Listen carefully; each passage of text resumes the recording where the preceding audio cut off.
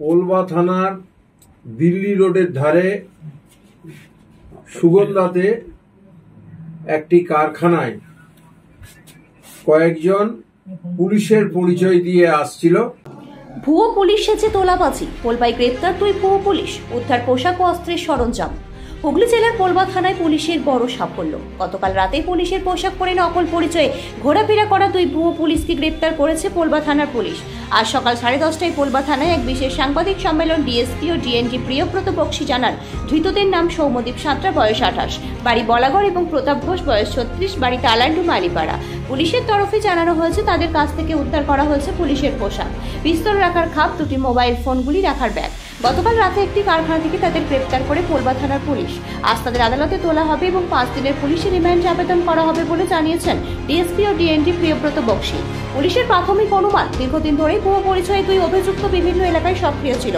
তদন্তের মাধ্যমে খতিয়ে দেখা হচ্ছে এর পেছনে আরও কেউ জড়িত আছে কিনা। ব্যুরো রিপোর্ট, নিউজ আমার বাংলা।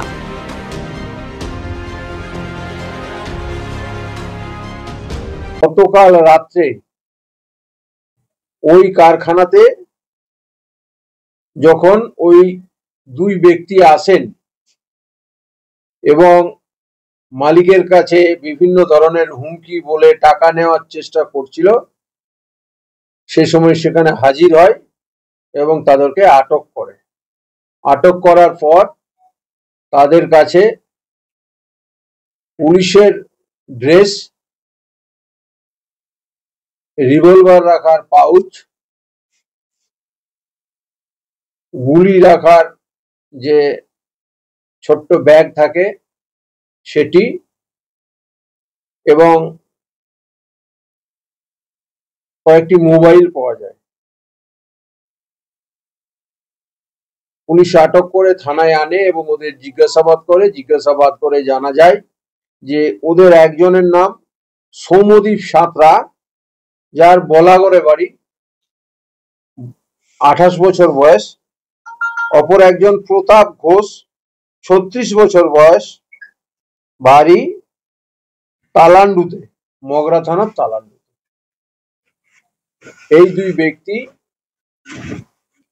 এর আগেও আরো বিভিন্ন জনের কাছে পুলিশ পরিচয় দিয়ে টাকা এক্সটর্শন করেছে।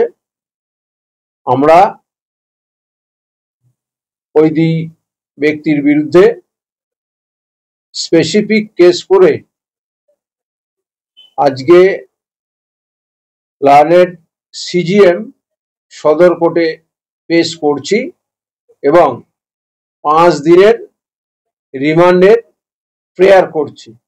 রিমান্ড পিরিয়ডে ওরা আর কোথায় কোথায় পুলিশের এই ভুয়ো পরিচয় দিয়ে টাকা আত্মসাৎ করেছে বা টাকা তুলেছে সেগুলো আমরা ভেরিফাই করব এবং এই টাকাগুলি উদ্ধার করব। নিউজ আমার বাংলা, বাংলার মানুষের কথা বলে।